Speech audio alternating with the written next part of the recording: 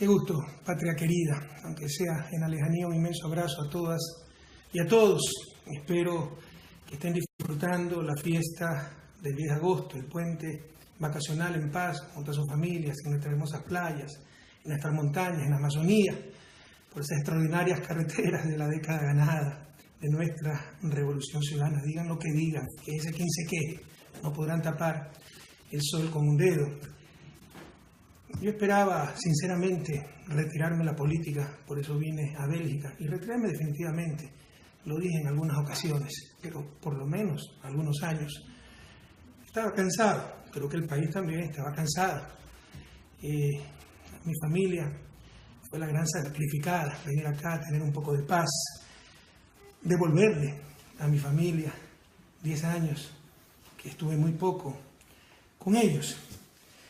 Pensé que dejaba la patria en Puerto Seguro. Habíamos ganado la presidencia. Con el favor del pueblo ecuatoriano habíamos ganado la mayoría en la asamblea. Ahora me doy cuenta de lo ingenuo que fui. Esto realmente ha sido una pesadilla. El mismo que decía en campaña, pueden revisar, Lenín Moreno Garcés, que yo era el mejor presidente de la historia del Ecuador. Aquellos que decían, Lenín Moreno en sus discursos, que sus nietos, sus descendientes, iban a escuchar que ellos trabajaron con Rafael Correa en una revolución que ya es leyenda. Los mismos que se despidieron de mí el 24 de mayo, llamándome nuestro eterno presidente. Ahora dicen que soy jefe de una mafia, que he dejado quebrado el país. Ahora resulta que todo ha estado mal. Han sido tan solo lobos disfrazados de corderos. Frente a esta avalancha impresionante de infamias, ya sin equilibrio, ya no hay enlaces sabatinos, ya no hay un gobierno que diga la verdad. Escuchamos del gobierno mentiras y la prensa refuerza y es cómplice en esas mentiras. Frente a la ausencia de prensa independiente, de quien diga la verdad. Voy a retomar, cuando sea necesario, no cada sábado, los enlaces ciudadanos, esta vez con ayuda de la tecnología, por Facebook, utilizando Internet. La ventaja es que no está aquí el macho, así que no tenemos que aguantar sus chistes agrios. Insisto, esto será cuando sea necesario, se anunciará convenientemente, con anticipación. Serán enlaces que espero no duren más allá de una hora y es para dar información. Ojalá puedan tener lápiz, papel para apuntar. Y no va a ser cada sábado, sino cuando sea necesario para aclarar tantas mentiras. En primer lugar, quiero aclarar una mentira que la han rodado años. No encuentro el departamento, mi departamentito en Bélgica. ¿Se acuerdan que para cada elección sacaban la foto de una mansión, un castillo? La mansión de Correa en Bélgica. Vamos a ver la mansión del jefe de la mafia. Aquí está. Esta es la puerta. ¿La pueden ver? En la sala, es un sofá cama. El comedor, me voy un poquito para atrás para que vean todo. En un solo ambiente, sala, comedor, cocina.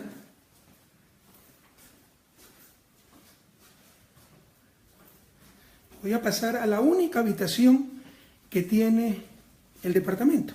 Habitación detrás de la cocina. Esta es la mansión. Aquí pues con recuerdo de mi patria, obviamente, como el sombrero de paja toquilla. Entonces, en verdad, se trata de un departamento de una habitación para una pareja de estudiantes, en el que se puede estar por vacaciones, apretados, en el sofá cama, arreglándonos como podamos. Obviamente para vivir era demasiado pequeño, en consecuencia pues incluso he tenido que arrendar un departamento un poco más amplio y voy a tratar de hacer aquí mi oficina, poner mi escritorio, mis libros. Traje como 200 kilos en libros porque me quería dedicar a la vida académica. Una de las tantas mentiras que se dijeron, eso es lo que hemos tenido que aguantar 10 años. 10 años de infamia, calumnia. Sí cansa, compañeros, sí cansa. Pero bueno, como siempre decimos, nos pueden doblar pero no quebrar. Ahora nos hablan de diálogo. Qué bueno, yo me pasé dialogando 10 años. Yo me pasé dialogando con los tricicleros, con los vendedores informales, con los artesanos, con los pequeños industriales, con las trabajadoras sexuales, con los grupos LGBTI, con los familiares de los desaparecidos, nos reuníamos cada 6 meses. Ahora se reúnen con los poderes que nos hicieron tanto daño, en buena hora que el país se una y que se converse incluso con esos poderes, pero obviamente con principios, con valores, no con sometimiento, no con legitimación. ¿Cómo es posible que se converse con gente que ni siquiera rectifica sus mentiras? ¿Cómo es posible que se converse con gente mientras se sigue insultando a sus supuestos compañeros? Ya sabemos que no hemos sido compañeros, no hemos sido considerados, no han creído en nosotros, pero pensábamos al inicio aquello.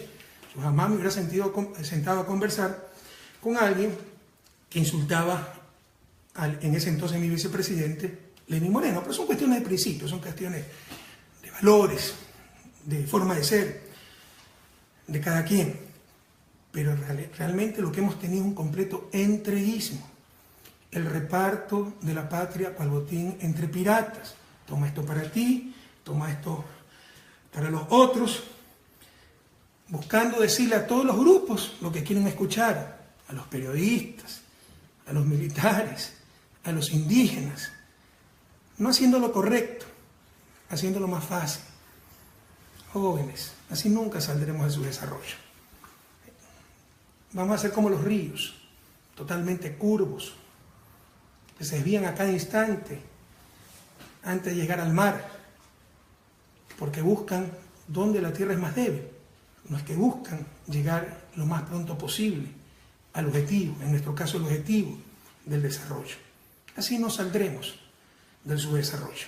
Estamos ante un estilo de gobierno que se le dice a todos lo que quieren escuchar, no se hace lo correcto, se hace lo más fácil, se quiere contentar a todo el mundo. Y como siempre decimos, la fórmula del éxito no la conozco, pero del desastre es querer contentar a todo el mundo. Y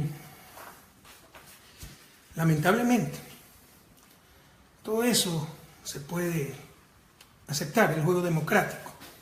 No lo compartimos, creemos que es una forma mediocre de hacer política.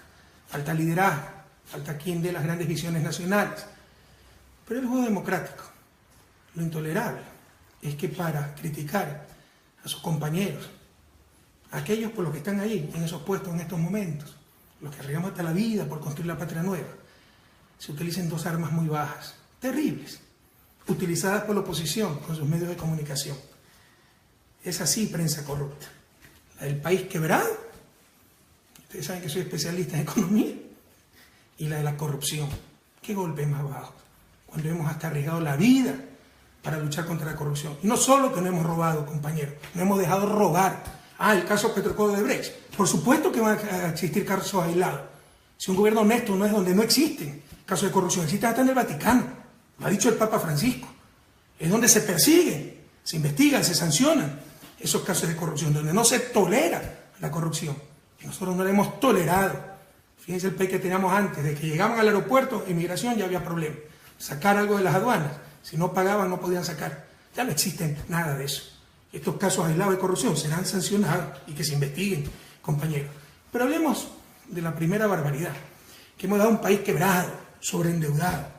Podemos hablar muchísimas cosas, de todo lo que tuvimos que enfrentar estos 2 últimos años, pérdida de 10% del PIB en exportaciones, primera vez en más de 30 años que caen 2 años seguidos las exportaciones, pero esta vez sin tener moneda nacional y soportando macro devaluaciones de Colombia y de Perú, apreciación del dólar, pero además desastres naturales muy graves, invierno, activación del Cotopaxi, terremoto gravísimo, y además 1.100 millones pagados a Oxy, Chevron, por esos litigios a los que nos llevan por los tratados de protección recíproca de inversiones firmados durante los años 90. Eso lo conoce el país. Admira al mundo cómo logramos superar todos esos problemas con el menor costo posible. Ahí no se puede evitar el costo. Se tiene que buscar el menor costo posible y sobre todo proteger a la grande mayoría, a los más pobres, que no aumente desigualdad, etc. Pero vamos a referir solamente al aspecto deuda. ¿Cómo se ha maltratado el aspecto deuda? Lo primero, para simplificar, digamos que hay 3 niveles de deuda. En verdad hay más, pero son los 3 niveles que están utilizando y confundiendo. El primer nivel es la deuda consolidada. ¿Qué es la deuda consolidada? Es, como dice el artículo 124 del Código Orgánico de Planificación y Finanzas Públicas aprobado por nosotros, limita el endeudamiento público, el monto total del saldo de la deuda pública realizada por el conjunto de las entidades y organismos del sector público. En ningún caso podrá sobrepasar el 40% del PIB. Señor Lasso, es ley, es Código de Planificación Financiera, no es Constitución. Usted quiso ser presidente de la República y supongo que todavía quiere. 2 veces ha sido candidato y ni siquiera sabe que esto no es principio constitucional, sino es ley que nosotros mismos aprobamos. El señor Lasso manifestaba, de acuerdo a la Constitución, no se puede pasar del 40%. Pero ¿qué nos dice? Es el conjunto de las organizaciones e instituciones del sector público. Queremos saber cuánto debe ese conjunto. Es como cuánto debe una familia. Sería un absurdo, para saber la capacidad de pago de esa familia, que yo contabilice cuánto le debe el papá a la mamá o el hijo a la mamá. Tenemos que contabilizar cuánto le debe el papá al vecino, la mamá al banco, el hijo al compañero. Es decir, lo externo a la familia. Eso se llama deuda consolidada. Y aquí no estamos inventando nada nuevo. Está en el Manual de Finanzas Públicas del Fondo Monetario Internacional. Pero a cierta gente le gusta el Fondo Monetario de acuerdo a sus conveniencias.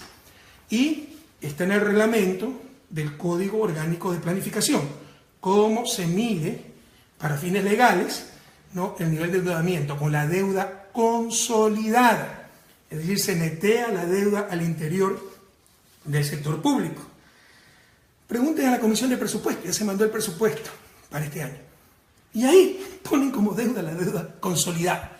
Pero por marketing político, el discurso es otro, ¿no?, que la deuda es 3 veces más grande. Pero, más aún, salgamos del país. Vayan a The Economist, la revista más importante de economía, y que no nos quiere mucho, nos vive criticando. Vayan a su página de deuda. Esto lo voy a subir más tarde en mi Facebook. HTTP es la página más importante que conozco, más completa, más didáctica. http://www.economist.com/content/global-det/clock. Se los voy a subir, insisto, a mi Facebook. Y ahí verán pues las mismas cifras. Y verán cómo en los 10 años de Revolución Ciudadana ellos clasifican a los países de verde, los que tienen bajo endeudamiento, hasta rojo intenso, los que tienen mucho endeudamiento. En los 10 años de Revolución Ciudadana, Ecuador ha estado en verde. Esto debería ser suficiente para cualquier persona de recta intención, de buena fe. Estamos ante politiquería, no estamos en un discurso técnico y peor aún, que busque la verdad. Esa deuda consolidada, compañeros, en mayo del 2017 fue de 27.7%, mucho más abajo que el techo de 40%. Y para efecto de comparación, yo llegué como ministro de Economía y Finanzas en abril del 2005. Al 2004, a fines del 2004, esa misma deuda era 32.1%. Es decir, sin terremoto, sin desplome de exportaciones, sin ningún problema económico, la deuda era mayor en el 2004 que en el 2017. Y nadie decía nada, porque se trata de simple politiquería, compatriotas. Politiquería. ¿Cuál es el otro concepto de deuda que utilizan? La llamada deuda agregada. Ahí sí se suma lo que el papá le debe a la mamá, lo que el papá le debe al hijo. Ah, pero entonces está bien, es para ver la capacidad de pago del papá. En consecuencia, llevándolo al plano público, la capacidad de pago del gobierno. Qué pena.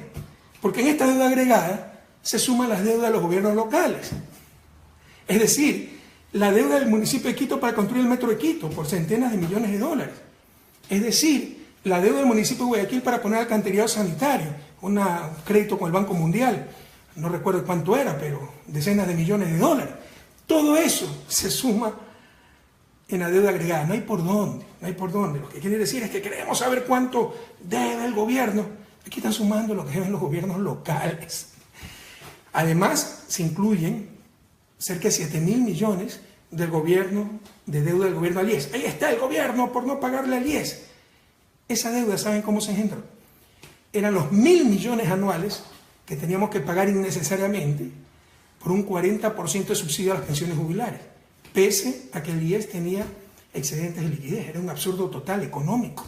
ese subsidio. Yo lo suspendí, por eso me dijeron enemigo del IES. No entienden que todas las cosas salen del mismo sitio, de los recursos del pueblo ecuatoriano. En todo caso, en 2004, cuando yo llegué como ministro de Finanzas, abril de 2005, sin obras, sin servicios públicos, con carreteras destruidas, sin hidroeléctricas, sin multipropósitos, sin desastres naturales, con sueldos de miseria de la policía, los maestros, los soldados, los médicos. En el 2004, esa deuda agregada era 39.8%. Ahora es 41%. Pesa todo lo que nos ha pasado. Y nadie decía que había crisis, porque se trata de pura politiquería o de gente que no sabe lo que habla. Y vamos al tercer concepto que estamos utilizando, que ya no es deuda, es cualquier cosa. Han sumado todo, peras con camello, carro con arena, qué sé yo, han sumado de todo. Nunca se ha hecho eso, nunca. Ustedes revisen si hay alguna serie estadística. En los dos conceptos anteriores hay serie estadística, siempre se han utilizado esos conceptos. En esto que han sumado hasta pasivos contingentes, es decir, lo que podría ocurrir, ¿ya? Eso nunca se ha hecho. Nunca se ha hecho y por eso no hay estadística. Pero nosotros hicimos un ejercicio para calcular cuánto hubiera sido eso en el 2006. Quiere decirle que cuando yo fui ministro, abril del 2005, recibí atraso de $600 millones en una economía de $40 millones, 1.5 más o menos del PIB. Siempre ha habido atrasos, pero nunca se contabilizaba. Cuando llegué como presidente en el 2007, solo la contingencia de Oxy nos tenía demandados por $3.200 millones, con intereses. Esto llegaba casi a $4.000 millones. En una economía de menos de $50.000 millones, esto era 8.5% más o menos del PIB. 8.5% solo la contingencia de Oxy. ¿Se imaginan si yo sumaba todo esto para decirle el Ecuador está en crisis y justificar subida del gas, la gasolina, como siempre hacía? Nunca se ha hecho esto. Por primera vez quieren sumar todo, torturar los números hasta que confiesen lo que ellos quieren escuchar.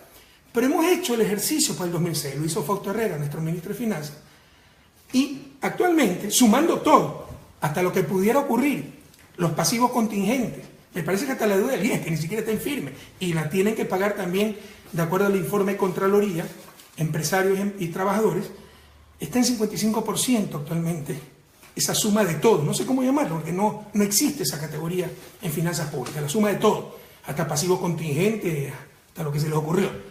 Bueno, en el 2006, si sumábamos todo eso, hubiera sido 65% del PIB.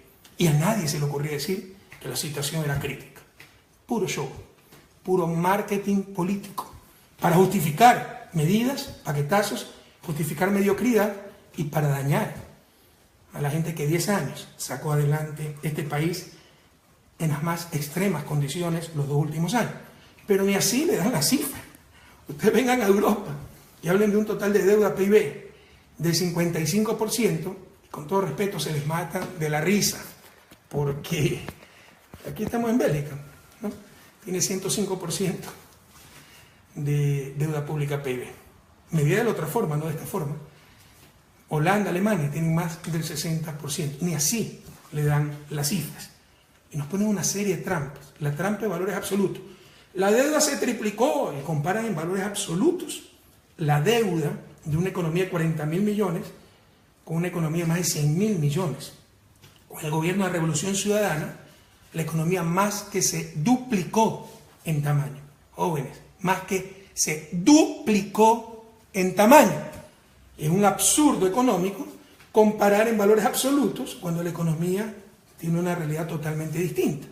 Es como que yo diga, antes debía 100, cuando ganaba 500, ahora estoy fregado, gano 200, debo 200, pero antes debía 100 cuando ganaba 500. Ahora estoy fregado, debo el doble, 200, pero gano 2.000, 4 veces más. Por supuesto que estoy mejor. En el primer caso, $100 de $500 es 20%. En el segundo caso, $200 de $2.000 es el 10%. Eso es lo obvio. Por eso se mide en relación al tamaño de la economía. En mi ejemplo, en relación al tamaño del ingreso. Pero midiendo en valores absolutos, esa persona, en mi ejemplo, duplicó su deuda. Son absurdos que no hace ni un joven de primer año de economía. ¿Qué dice el equipo económico ante tanto disparate? ¿Qué dice la academia? ¿Dónde está la universidad? ¿Dónde están los departamentos de economía serios? No esos ideológicos que lo que hacen es religión más que ciencia. Además, compañeros, se conocían las cifras. Todo se le dio al nuevo equipo. Por primera vez en la historia se hizo un proceso de transición y nos sacan como gran descubrimiento el sumar peras y camellos. Pero no solo aquello. ¿Cómo no van a conocer las cifras si está el mismo equipo económico? El mismo equipo económico. Cambió el ministro. El nuevo ministro era asesor del Banco Central. El resto es prácticamente el mismo equipo. ¿Cómo no van a conocer las cifras? Pero nos las presentaron como un descubrimiento para decirle que no había mesa servida y que la situación era crítica. Puro show político para justificar probablemente paquetazo, ya veremos más adelante, o mediocridad, compañeros. Y ahora, ¿con qué ingratitud? ¿Con qué deslealtad llaman a esto el gasto irresponsable? Gasto irresponsable. La misión Manuel Espejo, para la que di 90 millones de dólares, fue gasto irresponsable. La delegación de Lenín Moreno en Ginebra durante 4 años, representando a los discapacitados, fue gasto irresponsable, que nos digan, pero seriamente, sin tonterías. ¿Dónde está ese gasto irresponsable? Irresponsable era no hacer hidroeléctricas, pues, por lo cual perdíamos miles de millones anuales. Irresponsable era no hacer multipropósitos, y nuestros campesinos perdían sus cosechas, centenas de millones, que no se registraban en ningún lado. Era tan solo arruinar la vida de la gente. Irresponsable era no tener carreteras, no tener escuelas decentes, no tener subcentros de salud, no tener hospitales. No me hablen de responsabilidad. Responsables fueron los que nunca hicieron nada por este país. ¿Cuál es la verdad, queridos jóvenes, compatriotas? ¿Cuál es la verdad? No saben cómo financiar sus demagógicas ofertas de campaña. No saben cómo financiar sus demagógicas ofertas de campaña. Una de ellas, 325.000 casas. Y dicen que 60% van a ser totalmente gratis. Porque por último uno podría pensar que las venden, recuperan el dinero y vuelven a trabajar con ese dinero. En realidad eso es imposible, porque una casa se paga en el largo plazo. Necesitan un flujo muy grande. Pero además han dicho que el 60% de esas casas serán gratis. Volvimos a la política del mercadillo, del mercado, de la ganga, de las ofertas a diestra y siniestra, sin responsabilidad, sin decir cómo se van a financiar esas ofertas de campaña.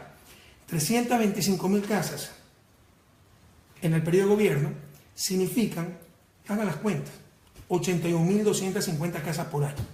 81.250 casas por año. Es decir, 223 casas diarias. ¿Saben cuántas casas deberían tener hechas?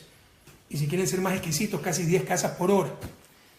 Pero más allá de eso, asumiendo que esas casas para clases populares, ¿no? Vivienda social se llama, cuesten $15.000, que no cuestan, cuestan por lo menos 20.000. La construcción, el terreno con servicios, a no ser que quieran poner casas en terrenos sin servicio, lo cual sería una irresponsabilidad. Pero asumiendo piadosamente que cuesten $15.000 por año para construir 81.250 viviendas, van a necesitar $1.218,75 millones de dólares. $1.218,75 millones de dólares por año, solo para las viviendas, sin contar la demagógica oferta de duplicación de los bonos. ¿De dónde van a sacar esa plata?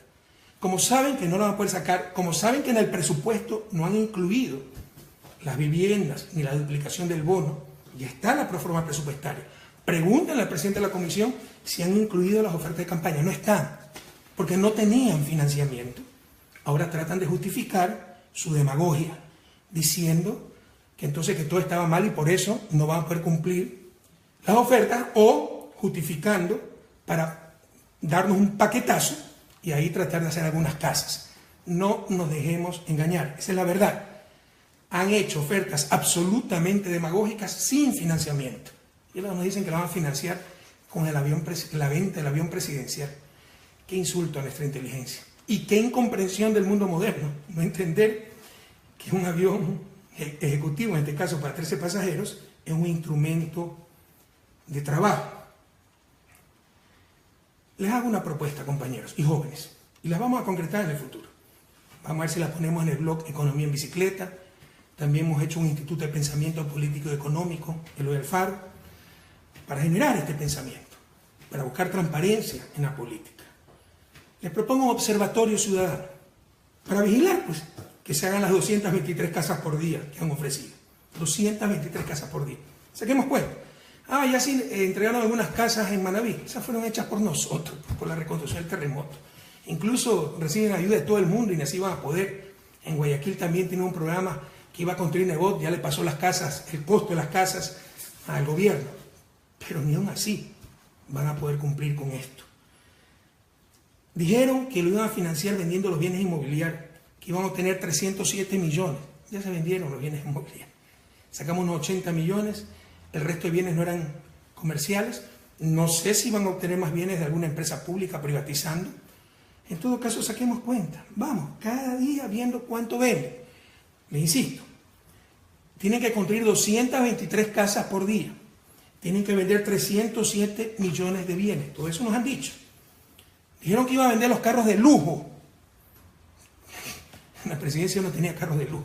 Y hasta donde recuerdo, el único carro de lujo que había era en la vicepresidencia, cuando Lenín Moreno era vicepresidente.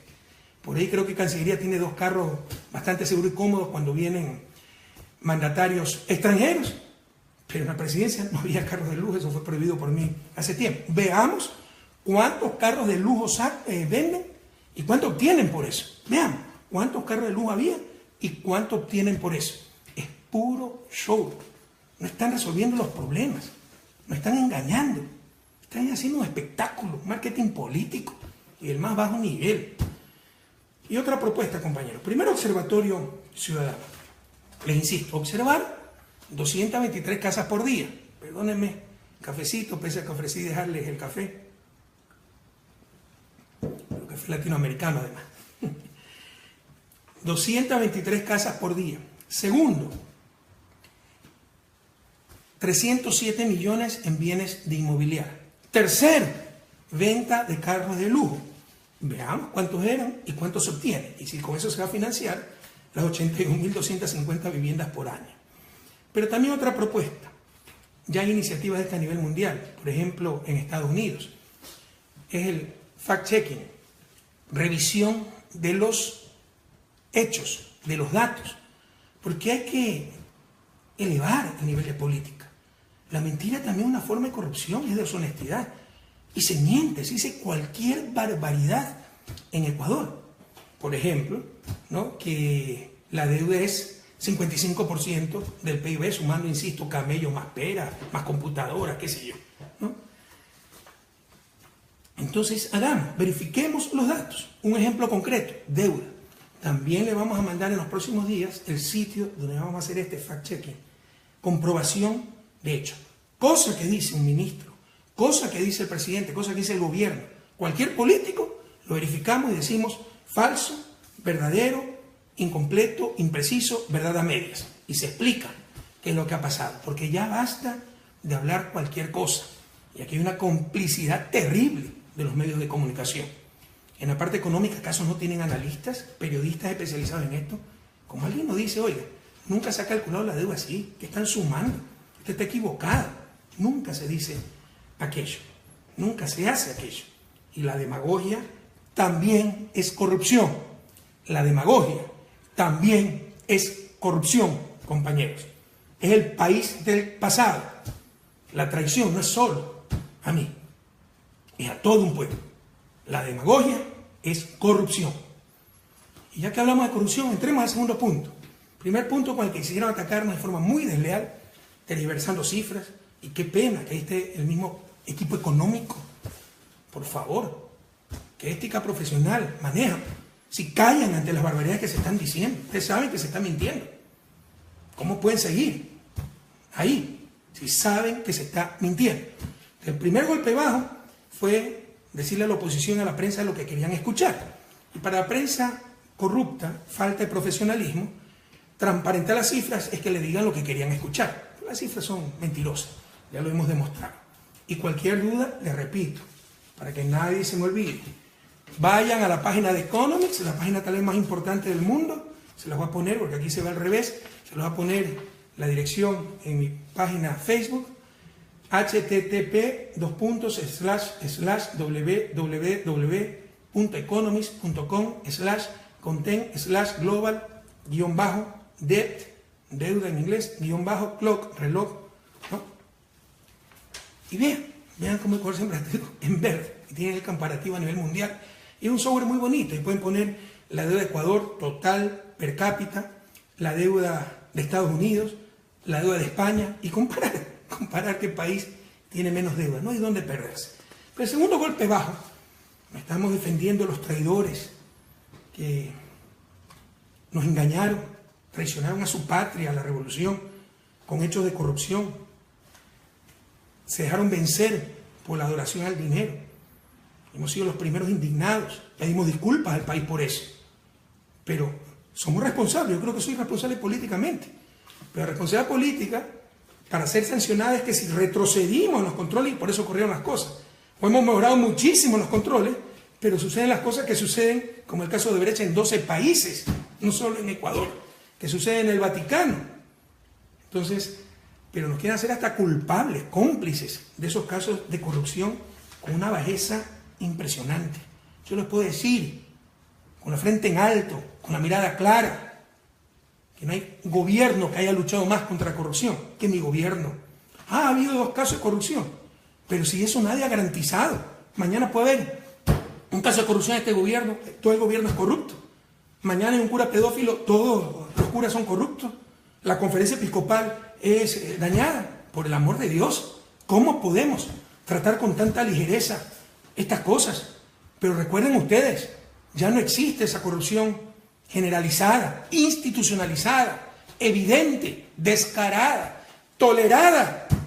Por ejemplo, registro civil, Telefónica, perdían centenas de millones de dólares, ahora nos dan centenas de millones de dólares. Aduanas, migración, policía, sistema judicial, sistema de compras públicas que no existía. Hoy tenemos el sistema más moderno de América Latina.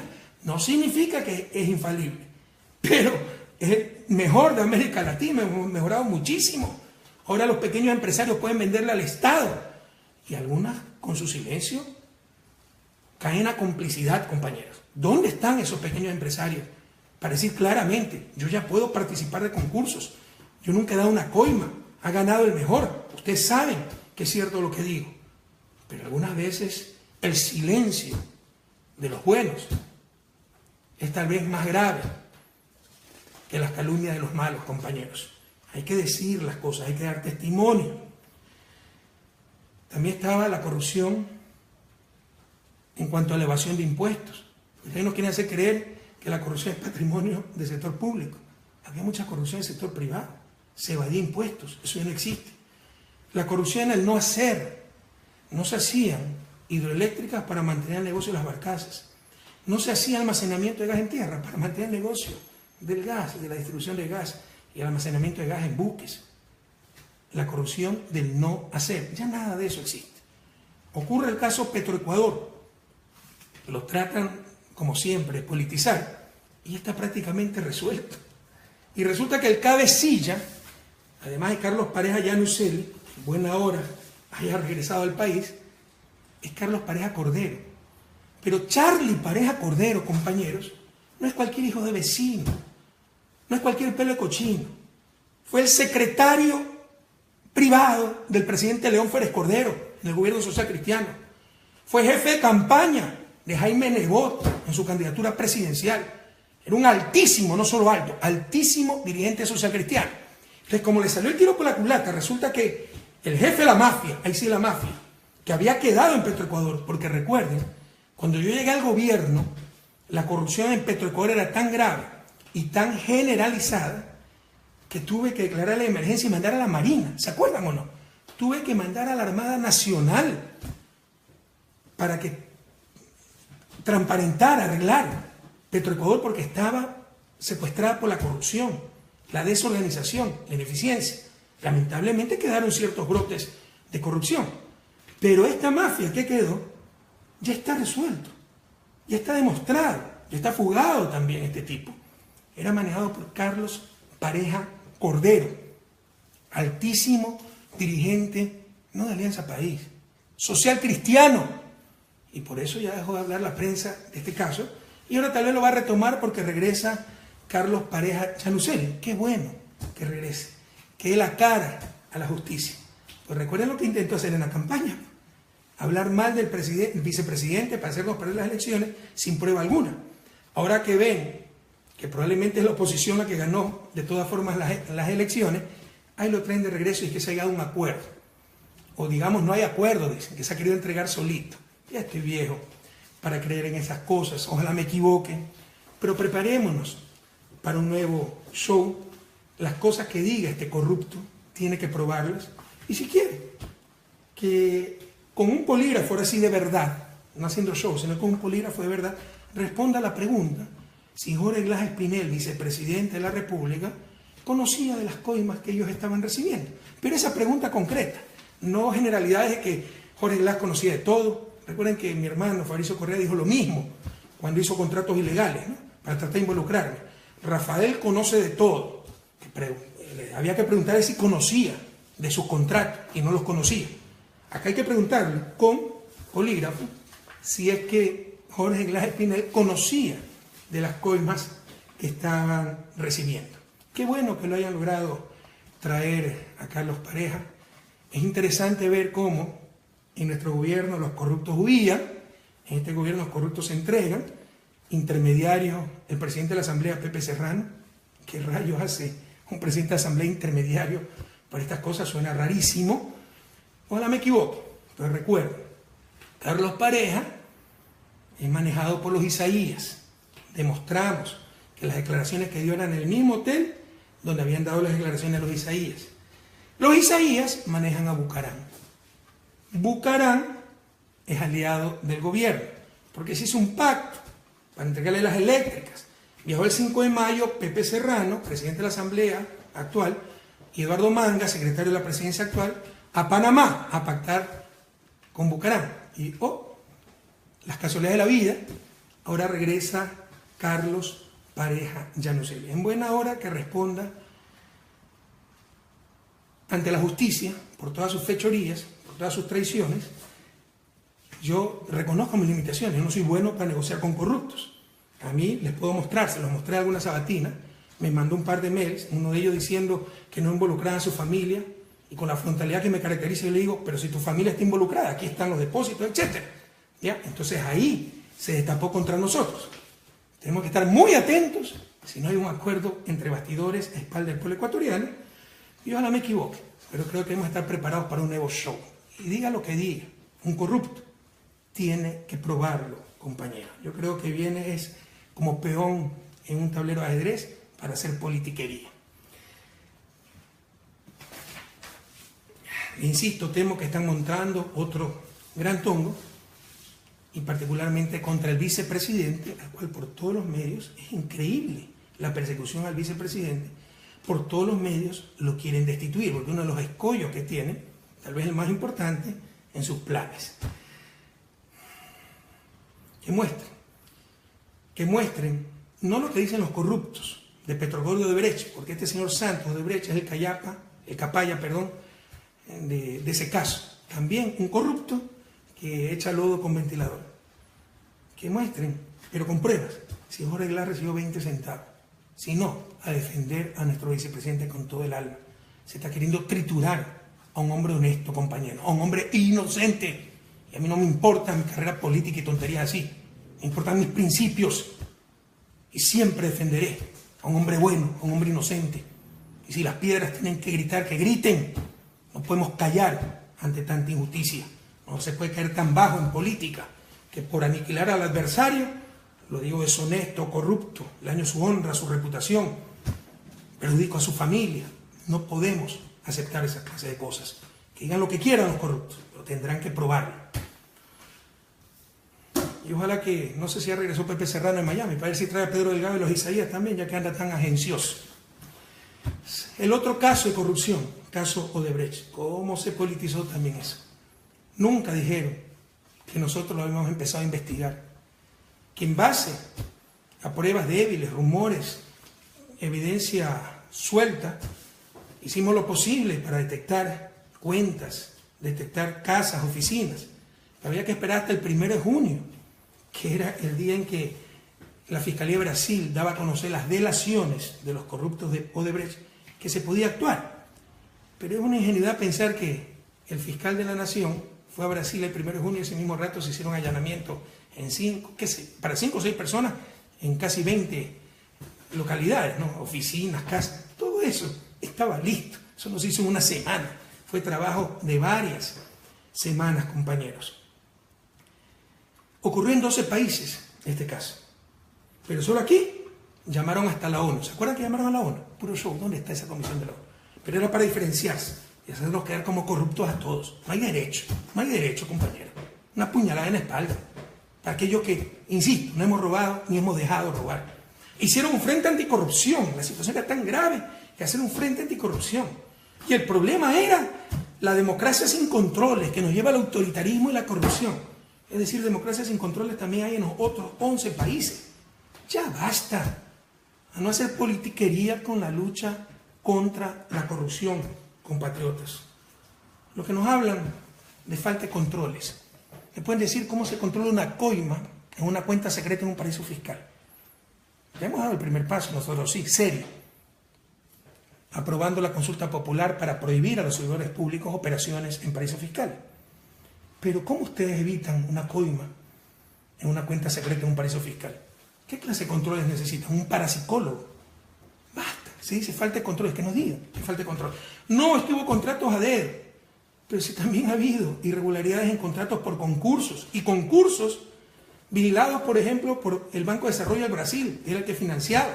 Y lo que hacía Odebrecht era sobornar a un funcionario a nivel medio para que ponga 20 años de experiencia como requisito y solo lo tenía Odebrecht. Y como los otros iban a reclamar, lo que hacía darle plata a los otros. Corrupción entre privados, corrupción privada también. Entonces no es cierto que es porque se han dado los contratos a dedo. Ha habido coimas en contratos a dedo, pero también en contratos con concursos. No nos engañemos, compañeros. Y estas cosas pueden pasar, más aún con el nivel de inversión que nosotros hemos tenido. Pero lo importante es que si se detectan, hay que sancionarlas con todo el rigor. Es lo mismo, es la misma táctica, ¿no? En el caso de Brecht, o sea, ocurrió en 12 países, pero aquí es donde todo ha sido corrupto, donde el problema es que no ha habido democracia, o no ha habido controles, ha habido autoritarismo, corrupción. Es lo mismo que la recesión que sufrimos. Fue una recesión en toda América Latina. Lean, por favor. En toda América Latina, ¿no? Y me salió un mensajito aquí, es el problema de la tecnología. Pero es aquí que es fruto de las malas políticas económicas. Y así se burlan de nuestra buena fe, se burlan de nosotros. Puro show, haciendo la lucha contra la corrupción un instrumento de politiquería. Pedimos disculpas, le insisto, al pueblo ecuatoriano por estos casos, donde no se tiene que generalizar, pero se tiene que investigar absolutamente todo. Caso que ha estado pasando al menos en 1987, con el trasvase Chongón-San Vicente, gobierno social cristiano. Salió una lista previa, ya de eso no habla la prensa. Pero si algo demuestra el caso Odebrecht, es hasta dónde puede llegar una empresa privada corrupta y corruptora. No nos engañemos, no puede haber corrupción en el sector público sin corrupción en el sector privado. Y tratan en todo esto de involucrar al vicepresidente, ese es su objetivo.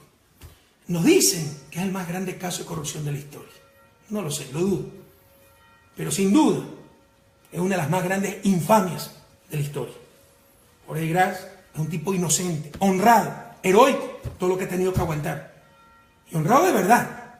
No solo que no roba, no deja robar, por eso lo odiaban tanto, entre ellos Odebrecht, a quien expulsó de su oficina. Pero se está utilizando también este caso políticamente. Sepan ustedes, también no conocen esto. Nosotros investigamos. Yo vi los audios, o escuché los audios, vi el video. Era evidente cómo trataban de involucrar al vicepresidente. Sepan ustedes que las delaciones se hicieron a principios del 2016. Después, me parece que en junio o julio, regresa este delator, Santos, me parece que es Santos, el corrupto, que trabajaba aquí, para grabar al contralor, al tío vicepresidente, al propio vicepresidente, y en todas esas grabaciones trata de involucrarlo sin jamás lograr su objetivo. Incluso cuando está en la oficina de Jorge para pedir que le paguen una factura atrasada, etc., él mete el tema de campaña para hacerlo caer al vicepresidente, ver si tiene una contribución de campaña. No logra absolutamente nada. Se trata solamente de una persecución brutal. Empezaron con Petroecuador, se les derrumbó Odebrecht, sacaron Caminosca, ahora el Pozo Singue. Cuando se supere todo eso, verán que sacan otros pozos y cualquier cosa, porque además tienen cooptada a la Contraloría General del Estado. Los informes son a pedido. Cualquier contradictor, asambleísta, alcalde, exministro, etcétera, enseguida le cae un informe de Contraloría. Están utilizando a la Contraloría como instrumento de persecución. Vamos a defender a Jorge Glass. Sepan ustedes que Lenín lo defendí hasta hace una semana, en privado. Todos sabemos que el compañero Jorge Glass es un hombre íntegro, honrado, hay que defenderlo, pero nunca lo dijo en público. Esa gente que no salta si no tiene paracaídas, compañeros, todo está calculado ahí. Y estamos viviendo una descomposición de la República. Se han apoderado de la Contraloría. Verán cómo quieren evitar el concurso para el nuevo Contralor, haciéndole juicio político al Consejo de Participación, que es el que tiene que organizar el concurso, etc. Asambleístas críticos le ha caído auditorías.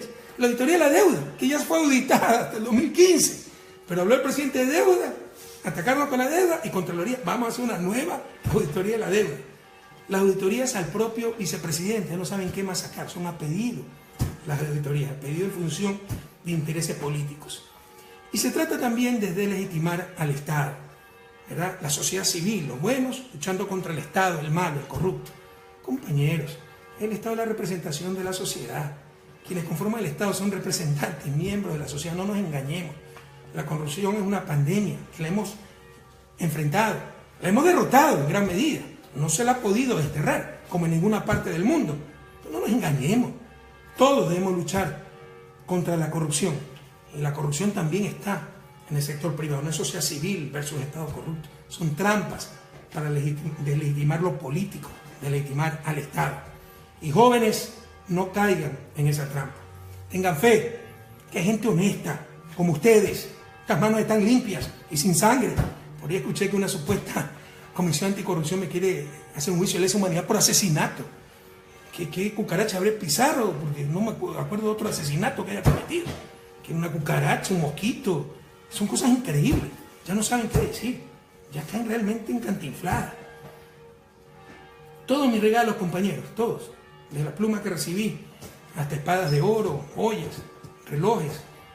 Y los de Jorge Glass están en Carondelet, en el museo. Ustedes lo pueden ver, y muchos otros en reserva porque ya no hay espacio para mostrar todo.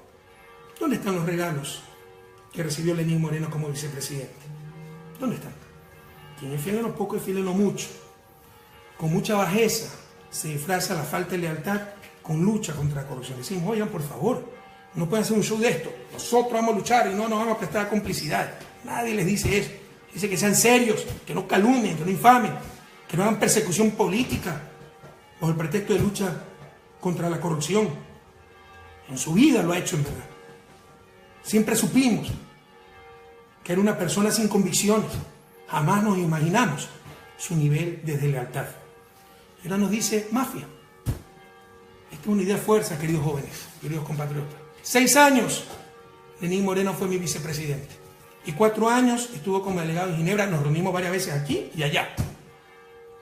Entonces, o es cómplice de la mafia, de las gravísimas irregularidades que había por todos lados, o sencillamente miente.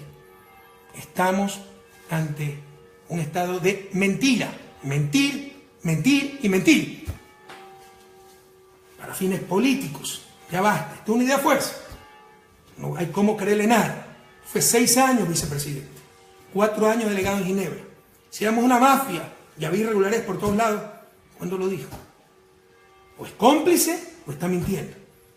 Las mafias están ahora, como el pacto vergonzoso, corrupto con los Bucarán, entregando de las eléctricas, como el pacto con los socialcristianos, donde se le levanta la prisión a un empresario, Leonardo Borer, en buena hora por él. Yo creo que va a ser el último recurso a la prisión. En buena hora por su familia. Pero qué casualidad que solo le levanten la prisión a él, vinculado en el caso Petroecuador. Ese es el acuerdo con los socialcristianos. No nos engañemos. Así se está vendiendo la patria. El escándalo de miles de millones en lavado de dinero de un banco. Ahí sí se hizo el allanamiento en forma confidencial, absoluto secreto, sin fotos, sin prensa. En lo demás sí yo, ahí nada. Pero resulta que el dueño del banco era el que le prestaba el avión para la campaña, a Lenín Moreno. ¿Qué va a decir ahora? Por eso es cómplice entonces lo que ha pasado. Es el avión en que fueron a Panamá, pues, a pactar con Abdalá Bucaram. Ahora, si tenemos nuevamente el hombre del maletín en oso, se veía hace 10 años en el país, tratando de comprar asambleístas, con puestos, con canonjías. Ahora tenemos una Contraloría que persigue a la gente. Presiones al fiscal para que impute al señor vicepresidente, impute a ministros para marcar la diferencia o para saciar venganzas. Eso es delito, presionar al fiscal. Ojalá el fiscal diga quiénes lo han presionado, compañeros. Pero ahora sí parece que el país volvió a la normalidad. Lo normal fueron los últimos 10 años, cuando no había nada de esto. Ahora sí llegó la normalidad y todos los grupos de poder contentos, la prensa, los actores políticos, a revelarnos, pueblo ecuatoriano. No podemos perder lo ganado, no podemos retroceder, volver al pasado. Y no se dejen engañar. Háganse preguntas tan sencillas como esta. ¿Ustedes están mejor o peor económicamente que hace 10 años? ¿Sus familias están mejor o peor económicamente que hace 10 años? ¿Nuestras ciudades están mejor o peor económicamente que hace 10 años? ¿Cómo ha cambiado el país? Y nos quieren decir que la situación es crítica. En el caso de corrupción, por favor, a no creerle a los de siempre, a la prensa. Vean su experiencia de vida. Cuando van al registro civil se les pide coima. Los artesanos, los empresarios, las compañeras de Hilando el Desarrollo, se les ha pedido coimas para los contratos con el Estado. Las compañeras de la economía popular y solidaria. Cuando van a las aduanas se les pide plata para sacar la mercancía. Cuando pasan migración se les exige algo. Cuando tienen un problema en las telefónicas tienen que pasar dinero. Los policías, cada esquina, cuando tenían el tránsito en sus manos, tenía cotización. Eso ha disminuido grandemente. Revisen su vida cotidiana. Es que ustedes ven corrupción generalizada, como era hace 10 años, a no caer en la trampa de los verdaderamente corruptos, de los que se hacían de la vista gorda, de los que creen que ser honesto, honrado, es no robar. Y hasta de eso dudo. Pero ser honrado, sobre todo cuando se tiene responsabilidad política, es no dejar robar y jugarse la vida por eso. Y aquello es lo que hemos hecho, compañeros. ¿Alguno de ustedes ha sido víctima de corrupción? Y si ha sido víctima es igual que hace 10 años, porque hay residuos de corrupción. Y hay que erradicarlo totalmente. Pero es igual que hace 10 años. El gran Bolívar, queridos jóvenes, nos decía, no nos dominarán por la fuerza, sino por la ignorancia. No se engañen, la consigna, se han unido resentidos de Alianza País con los odiadores de siempre. Gente, lobos disfrazados de ovejas, que me odiaban. Este mono colado que hace aquí, yo debí ser el presidente de la República, yo soy de la izquierda pura, que siempre trabaja. Este mono arribista, ¿qué hace aquí? Peor, mira lo bravo que es, y mira que me dañó la gallada, y mira que no me hace caso. Se unieron los resentidos, lobos disfrazados de cordero, con los odiadores, y su consigna es destruir a Correa, y todo lo que vuela a Correa. Buscarán cambiar la mayoría en la asamblea, por eso el hombre del maletín. Gracias a Dios nuestra asambleísta ha mostrado una dignidad impresionante, una consistencia ideológica, una madurez democrática increíble. Felicitaciones, un abrazo a nuestro bloque de asambleístas. Primer objetivo, inmediato, destituir al vicepresidente. Es un escollo, es una piedra en el camino de lo que buscan, ¿no? Apoderarse de la patria y destruir, insisto, todo lo que vuela a Correa. Su segundo objetivo, derogar leyes claves, incluso con consultas populares, pero con la cancha totalmente inclinada, donde la prensa está descaradamente a favor de ellos. Y el objetivo final, inhabilitarme para otra candidatura. Así sea inconstitucional, porque significaría regresión de derechos. Lo mismo que le están haciendo a Lula. Como tienen terror de que Lula sea candidato porque saben que les gana, ya le han puesto 6 juicios penales a Lula. Así es la persecución de los líderes progresistas, a los líderes progresistas en América Latina. Por mí no se preocupen. Nunca he buscado algo para mí. De hecho, insisto, yo quería retirarme totalmente de la política. Que vengan nuevos cuadros. Confié totalmente en Lenín Moreno. Por mí no se preocupen, pero a proteger la revolución. No se engañen, la revolución se detuvo el 24 de mayo. Tenemos que ir a la resistencia. ¿Cómo hemos retrocedido en estos 2 meses? Ahora tenemos una crisis política, pelea entre presidente y vicepresidente, cosas que no veíamos hace 10 años, que creíamos ya superadas, que tanto daño le hicieron al país.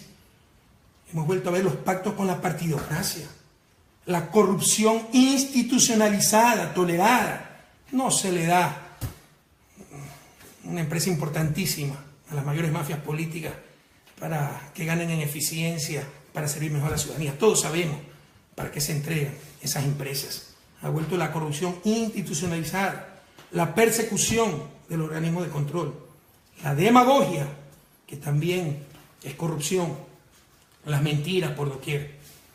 Compatriotas, no nos pudieron vencer en las urnas. Nos quieren vencer con el caballo de Troya. A no desanimarse, a no perder la esperanza. Son tiempos difíciles, pero debemos estar presentes. ¿Y saben qué? La única salida para todo esto es vencer nuevamente. Fuerza, queridos compatriotas, y hasta la victoria siempre.